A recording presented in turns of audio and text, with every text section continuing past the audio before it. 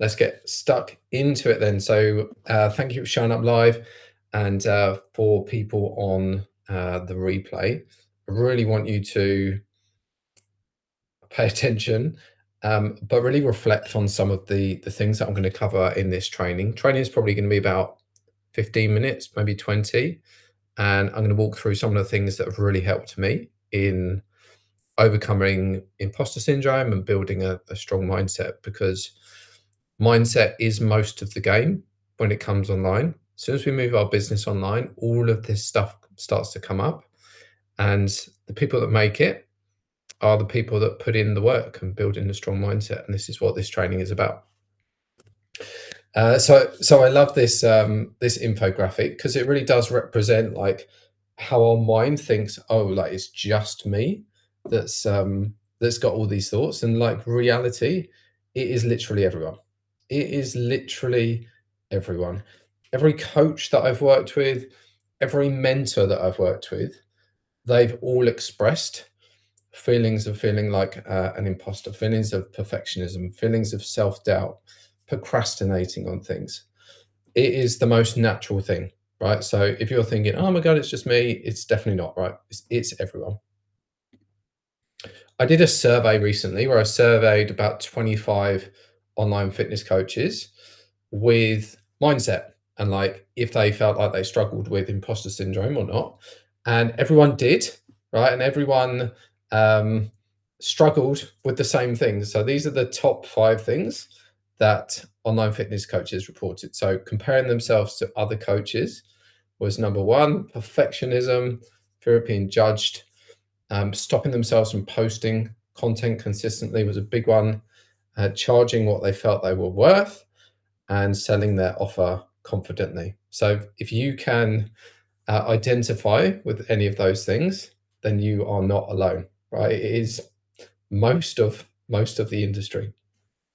So take some comfort in that and realize there is a way out the other side, and the people that you perceive further ahead of you, 1, they're either not, or 2, they've done the work, right? Which is what we're going to talk about, like what is the work.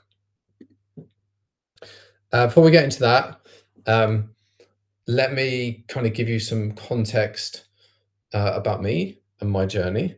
So when I first started online, I was terrified. I was so scared just to post a Canva pic of like a graphic, not even my face. Right? I was just like, social media to me was just terrifying. And that really came from my inner child, right? Those moments when we grow up where we have incidents, what's the right word here? Situations that happen to us, which make us feel small and stop us from speaking out and wanting to hide. And like, it's so deep in our subconscious that we don't really know it's actually controlling our life. So if you're watching this webinar and thinking, I could never do that, this was maybe like 3 years ago, and in that time, I've grown my socials, I've built a community, I've hosted lives, hosted a podcast, like all the things that absolutely terrified me at the beginning that I thought I would never be able to do, I've done. Right. And it's just about moving through that growth at your own speed, and realizing it is just that, right? It's levels of growth that you can absolutely attain. But understanding what like imposter syndrome is really, really important. Because having the awareness about it is what allows you to navigate it and realize when it's coming up. So these feelings are just fear in fancy dress. And I love this movie Inside Out, because it is like a really accurate representation of like what's going on in our brain. And you've got this like little fear emoji that's popping up going, no, no, no, don't do that, don't do that. And it's absolutely what happens, right? It's just a small part of us. And imposter syndrome isn't a syndrome. Like that language is quite unhelpful. It's not like a disease. It's just fear. As is procrastination, it's just fear. It's protecting us from something. As is perfectionism. It's just fear in a different label. And when you can start to like uncover and think, right, well, what is it? Like, what am I actually scared of? Then you can start to question like whether it's true or not. And 100% of the time, it's not true. But you have to bring the awareness to it and questioning it really before you can move past it. Otherwise, your subconscious just controls the decision for you. So, at its core, imposter syndrome is a fear based response, and it's tied to your self worth, insecurity about your skill or experience. And it really comes down to like a fear of being judged, fear of putting yourself out there, perfectionism, because if it's not 100% right, then it might be judged, and then comparing yourself to other people and other coaches. And the purpose it's really serving is safety. It's just a safety mechanism, and it's your emotional safety. It's protecting you from pain. It's your social safety because we're social creatures, and it's your identity safety. It's trying to keep you in this identity that it knows and likes and trusts. And it's just trying to prevent you from the rejection, the embarrassment, the criticism, all these scenarios that it comes up with a potential of like, if I make a video and put it out there, there is a 1% chance that someone's gonna watch it and think, oh, what the fuck is he doing again? Or someone's gonna comment and criticize you, right? And the reality is when we bring awareness to that, it's like the chances of that happening are so small, but also, so what? It's like we're not going to die. Our subconscious thinks we're going to die, right? It thinks we're going to be cast out of our tribe and we're going to starve and we're going to die. And that's like where this thinking goes back to, and your amygdala keeping you safe, is it really thinks it's that bad, but it's not, right? If someone did criticize us, yeah, maybe it's going to hurt our feelings for a minute, and then we'll go, yeah, whatever. Didn't like that person anyway. So it's just a case of like, if I don't take action, I won't get hurt. And this is how I've behaved most of my life, and it's what kept me like stuck in a job and kept me broke. Is the potential emotional pain felt too great for me to take action. From anything like asking a girl out on a date, because if they said no, that's going to hurt me emotionally, to putting a post online, because if someone didn't like it or it didn't get the result I wanted, then I'd feel pain, right? And this is all it is. It's just about emotional pain. But it's not real. It is not real. It is just our brain coming up with these thoughts to try and protect us, but it is not actually reality. And we are constructing reality moment by moment, and we decide what reality we want to construct. But it's constructing that based on all of our previous thoughts and our beliefs and what it knows. So of course it's going to come up with these scenarios, and of course it's going to want to keep us safe. But ultimately, it keeps us playing small. So how do we turn some of this understanding like into action, and what's the stuff that we actually have to do to overcome imposter syndrome and move forward? So I'm not sure if you can see that on the screen, but I'm going to read this out. So I like to think of myself as having two identities, right? I have the broke rich, playing small, my inner child, right? The stuff that kept me stuck for so long. And then I had the empowered version of me, the 100K per month rich, the rich that is all about growth. So broke rich hides to avoid judgment, avoids full effort, because if they don't put the effort in, so what if they fail? They're tied to that old identity because it feels safe.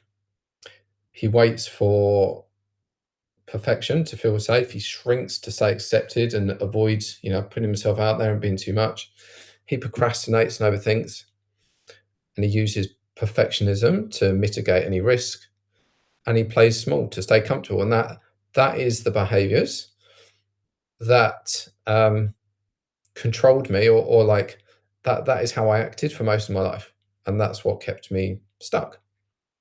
But the empowered rich chooses visibility and owns his own message.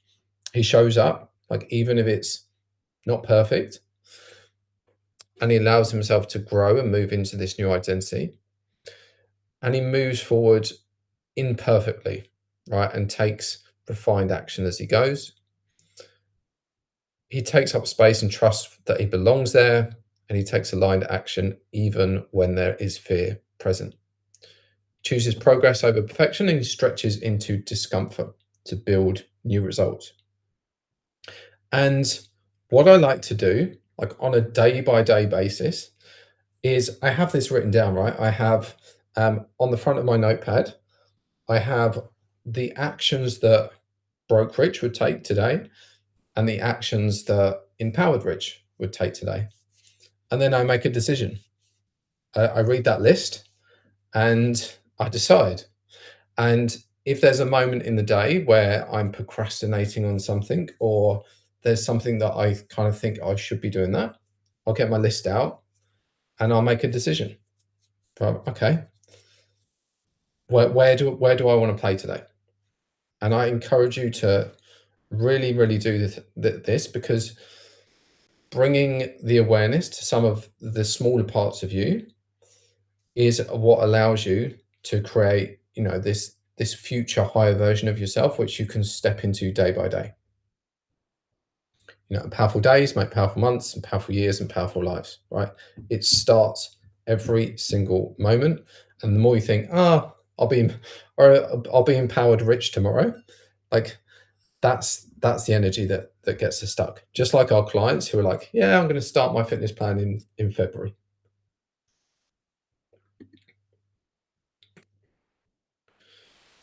So this is one of those cliche quotes. Comparison is the thief of joy, but it's like one of those quotes that just becomes more truthful. Like the more you read it, and the more you analyze the space that we're in. And if you think about it, you wouldn't feel like an imposter if there was no one to compare yourself to, because you wouldn't know that there'd be no bar to measure yourself against. So a lot of these thoughts really do just stem from looking at other people and perceiving yourself as, not as knowledgeable, not as skilled, not making as much money, not as far ahead, and it starts to lead into the self-doubt. And Instagram is a sucker for this. This is basically what Instagram is a dick swinging contest of people posting their best lives, right? Hey, I'm doing so well, like socially and business wise. And then, of course, you've got the ads that are playing on your emotional pain points and making you feel small, right? To encourage you to take action on that ad. So 100% of the time when I go on Instagram and I start scrolling, I will come off the platform feeling worse than when I went on, because all of this is happening and it's tapping into that small part of my brain and creating self-doubt. So limiting your consumption, and be the creator, not the consumer, is really the key to removing some of these thoughts that are coming up. Because if you ain't watching other people, then you've got no one to compare yourself to. Does that make sense? But maybe you are an imposter. Maybe you're copying other people. I used to do this, and I felt like an imposter. When I first got into like business coaching, I'd been through other mentorships, and I was watching other mentors. So I just started to behave like them and talk like them and make content like them. But it never felt good, never felt like really aligned. And of course, I was having these feelings because I was being an imposter, right? I was trying to be someone that I wasn't. My message wasn't aligned with my authentic identity. So you really can't be an imposter when you are showing up with absolute authenticity and the message that you want to get out into the world is 100% yours. Yeah, key number two. Don't watch anyone else. Don't compare yourself to anyone else. Show up as the real version of you. And 90% of these thoughts of feeling like an imposter will dissolve. Now, when it comes to actually taking action, right? And one of the things that I highlighted that coaches said earlier is just showing up and like posting consistently. Your energy is so important here because the state that you're in is going to determine the actions that you take, like not the thoughts. So when you're lying in bed, you're like, oh, I must need to get up. I need to get up. But your energy state is just like so low, you can't move. And it's your energy that makes the decision. Like some days you feel like, it's not a problem. I'm going to show up and post. And then other days is like, couldn't think of anything worse. Don't want to look at it. And that comes down to what state you're in. And if you're in like a high vibrational state, feelings of joy, compassion, gratitude, inspiration, they're the states that are going to create an environment for you to want to take action. And when you look at your list of like, all right, I need to do this, like you just do it. Bang, bang, bang, bang, bang, bang. But when you're in states of lower vibration, stress, overwhelm, overthinking, you ain't going to do it. You're going to put it back. You're going to find a funnel or like something else like to do to make you feel like you've like had a productive day, but actually it's not moved you forward. You can cultivate the state that you're in. I feel like most empowered or inspired like after a workout. So in terms of like how I build my day, I'll be like, right, okay, if I want to do something creative like this or create content, then I'm going to structure it. So like I'm going to work out and then I'm going to get straight into it. Because if I work out and then like I'm firefighting with clients or like I'm getting into something that lowers my vibration, I'm much less likely to do it. And also how I show up is going to be completely different. So really think about how you can cultivate the best state for you to take action. The other thing that I want you to think about is these feelings of overwhelm or imposter syndrome. They're often a sign of growth. They're a sign that you are stepping outside of your comfort zone. They're a sign that you're kind of breaking the seal on your current identity and moving into a new one. And it's like right on the edge. There's that like meme image where there's the guy like digging a tunnel and he like turns around just before he gets to the diamond. And this is the same thing. It's like you're so close to this breakthrough, but this is the difference, right? Our decision that we make, whether we kind of like curl back into the old self or whether we choose to like smash through that next stage. So really when you've got negative thoughts coming up, think about how is this enabling me to grow? Like what is the challenge here that I need to move forward for me to step into this highest version of myself that's going to create the results that I want? And then just like fitness, mindset is reps. Fitness, the moment you stop, your results go backwards. You ever take like 4 days off from the gym and you go back, you're like, oh my God, lost all my strength already. It's the same with mindset. You have to be consistent and you have to build the reps. And every single rep will rewire your confidence and rewire that identity.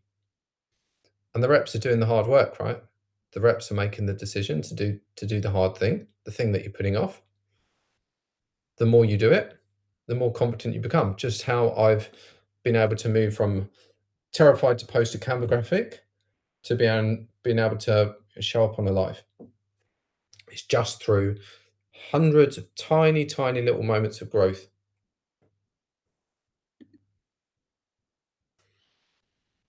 and then it's your decision. It is you're in control. You can just look at this situation, and you can just decide, who do I want to be today?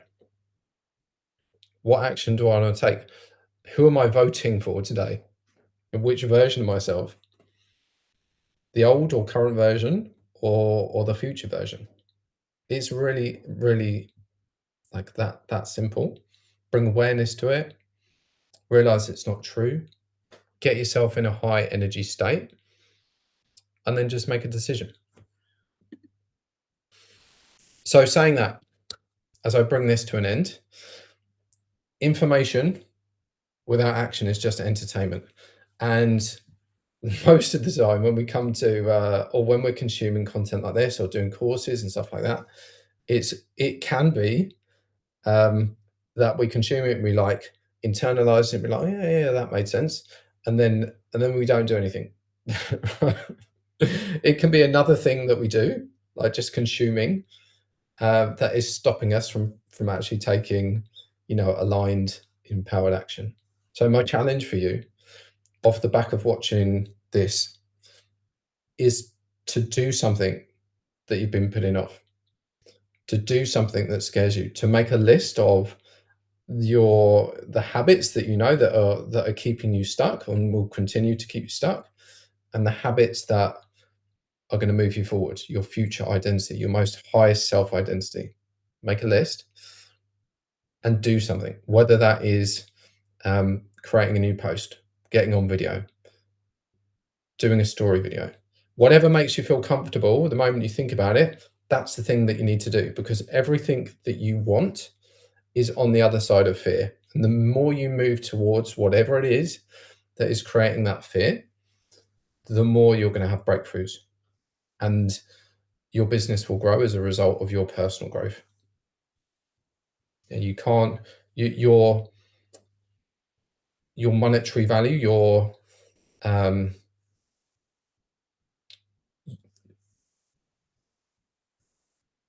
what's the word I'm looking for here? Your bank balance is decided by your self-worth, and you can't outgrow that, right? If your bank balance is stuck, it's because you need to grow, right? You haven't become the person to hold that money or that identity. So it all starts here. It all starts with moving through fear. So thank you for watching. I shall leave it there. Go and take inspired action, and yeah, let's build an empowered mindset and empowered life together.